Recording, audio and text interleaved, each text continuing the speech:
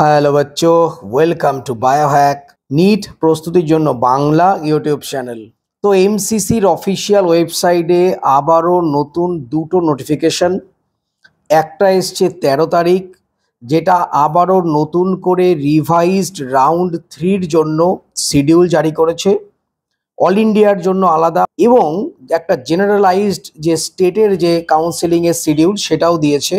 তো সেটা আমরা দেখব। এছাড়াও আরও একটা 14 তারিখ মানে আজকে লেটেস্ট নোটিফিকেশন এসছে এনআরআই ক্যান্ডিডেটদের নিয়ে। তো সেটাও আমরা আলোচনা করব ব্যাপারটা কি। তো প্রথমে আমরা যদি 13 তারিখের যে রিভাইজড শিডিউল রাউন্ড 3-র জন্য সেটা দেখি, সেক্ষেত্রে আমরা দেখতে পাবো এমসিসি রাউন্ড 3-র টোটাল যে কাউন্সেলিং প্রসেস সেটা চলবে 29শে সেপ্টেম্বর থেকে 18ই অক্টোবর পর্যন্ত। রেজাল্ট আসবে 18ই অক্টোবর, এবং জয়েনিং যে তোমরা কলেজে গিয়ে যে জয়েন করবে অল ইন্ডিয়ার ক্ষেত্রে এমসিসি, সেটা লাস্ট ডেট দেয়া রয়েছে 27শে অক্টোবর। 27শে অক্টোবর জয়েন হওয়ার পর আফটার জয়েনিং একটা ভেরিফিকেশন হয় ডকুমেন্টস, সেইটার ডেট দেয়া রয়েছে 28 এবং 29। তোমরা এমসিসির অফিসিয়াল ওয়েবসাইটে গেলে এটা ডিটেলসে দেখতে পারবে, এমনি কোনো ব্যাপার নেই। এইবার এমসিসি স্টেটের জন্য যে শিডিউল জারি করেছে রাউন্ড 3-র জন্য, সেটাতে আমরা দেখতে পাচ্ছি যে টোটাল স্টেটকে এই কাউন্সেলিং রাউন্ড 3 কমপ্লিট করতে হবে 10th অক্টোবর থেকে 27শে অক্টোবরের মধ্যে, মানে 10ই অক্টোবর থেকে 27শে অক্টোবরের মধ্যে এই টোটাল কাউন্সেলিং প্রসিডিওর কমপ্লিট করতে হবে। জয়নিংয়ের জন্য লাস্ট ডেট দেওয়া রয়েছে 1 নভেম্বর, মানে আমাদের ওয়েস্ট বেঙ্গলের ক্ষেত্রে WBMCCর ক্ষেত্রে লাস্ট ডেট অফ জয়নিং হচ্ছে 1 নভেম্বর, এবং জয়েন হওয়ার পর যে আফটার জয়নিং ভেরিফিকেশন সেখানে কিছু ডেট এখন অবধি দেওয়া নেই। তো এটা কিন্তু WBMCCর নতুন শিডিউল নয়, এমসিসি যে একটা জেনারেলাইজড স্টেটের জন্য যে শিডিউল জারি করে এটা হচ্ছে সেটা।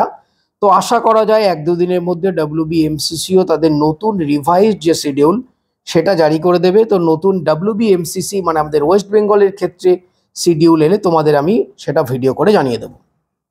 এরপর আমরা আসছি 14 তারিখের যে নোটিফিকেশান, কিছুই নয়, যে সমস্ত এনআরআই ক্যান্ডিডেট রয়েছে তোমরা জানো তাদের ডকুমেন্ট ভেরিফিকেশান ডিটেল স্ক্রুটনি চলছিল, যে স্ক্রুটনি কমিটি তারা সেটা করছিল। তো সেই ডিটেল ভেরিফিকেশানের পর এমসিসি 14 তারিখ মানে আজকে একটা লিস্ট অফ ক্যান্ডিডেট দিয়ে দিয়েছে, তোমরা অফিসিয়াল ওয়েবসাইটে গেলে দেখতে পাবে।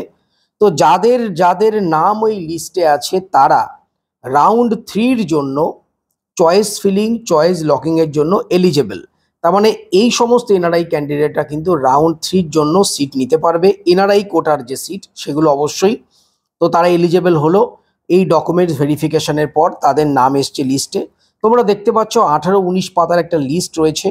তো যাই হোক, এটা গেল 14 তারিখের এনআরআই রিলেটেড একটা নোটিশ, যে এনআরআই ক্যান্ডিডেট যারা রয়েছে তারা এই রাউন্ড 3-র জন্য তাদের ডকুমেন্ট ভেরিফিকেশন কমপ্লিট হয়ে যাওয়ার পর তারা কিন্তু এলিজেবল হয়েছে। তো এটাই ছিল এই মুহূর্তে লেটেস্ট আপডেট। নিট রিলেটেড যাবতীয় ইনফরমেশনের জন্য চ্যানেলটা সাবস্ক্রাইব করো, নোটিফিকেশনটা অন রাখো, যাতে যে কোনো নোটিফিকেশন তোমাদের মিস না হয়। টাটা।